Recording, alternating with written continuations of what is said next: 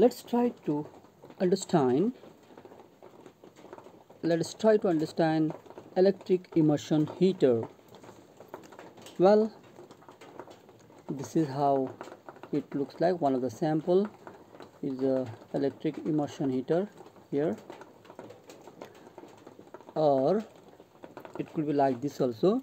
You can see here, okay, you can see here you have an electric immersion heater in a U shape,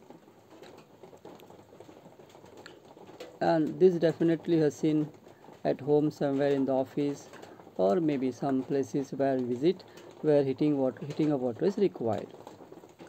Let's go ahead. Let's try to understand the working principle of electric immersion heater. When electric current passes through the heating element, it gets heated up due to heating effect of current. Sometimes this is also known as Joule's effect. The amount of heat produced is directly proportional to square of the current, that is I square, the resistance R, and time t for which the current is passed through heating element. This heat is used to heat the water. Okay, that's a principle you should remember. Let's go ahead.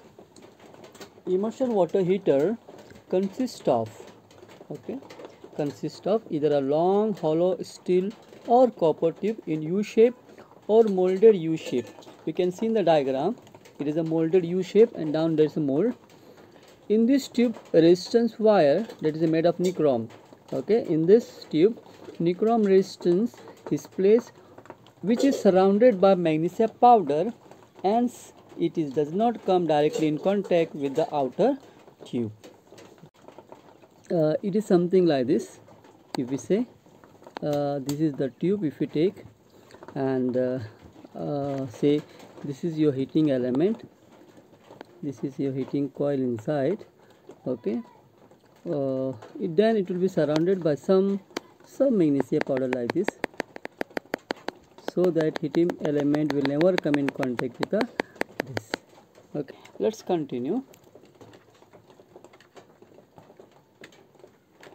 The ends of heating elements are connected to the main with the help of flexible. You can see, okay, the ends of these heating elements are connected to the mains with the help of flexible cord. You can see here. Okay, a metallic strip is at the upper end of the tube for earthing as well as water indicator. If you see here in this picture, okay, this is the metal strip which will have maximum and minimum mark. At the same time, this is act as a earthing strip. This is connected to the body and earthing is provided. So let's say the end of the heating elements are connected to the main with the help of flexible cord. A metal strip is placed at the upper end of the tube for earthing as well as water level indicator with maximum and minimum marks. These heaters are available in the market at the rating of 750, 1000 and 1500 watts. Let's go ahead. This is the sketch diagram, you can see drawn for your understanding. Okay, again this is the same sketch diagram, just show you. In the left hand side you have U-shape immersion heater, and the right hand side you have molded shape immersion heater. The main parts of immersion heater are the molded U-shape metal body with heating element inside, terminal housing, this is a U2, this is a terminal housing, and the rubber band for the cord, 3-pin plug, this is the 3, okay, this is your rubber for a band, this is a 3-pin cord, and water level indicator you can see here, okay, which also acts as a earthing strip. Some precautions should be taken while operating or using this immersion heater. Let's try to understand this. When you're not sure of its working, check it with series lamp test. Now the series lamp test is normally performed to know about whether it's a short circuit, whether there is a open circuit, or there is a earth leakage, etc. Right? So always we have to check it with a series lamp test. Put off the supply while dismantling and reassembling the immersion heater. If you don't do this, there's chances of getting immersion. There's chances of getting a electric shock. So you have to always make sure that while dismantling and reassembling the immersion heater, the supply should be off. Dip the water heater into the water up to indicated mark, that is between the maximum and minimum.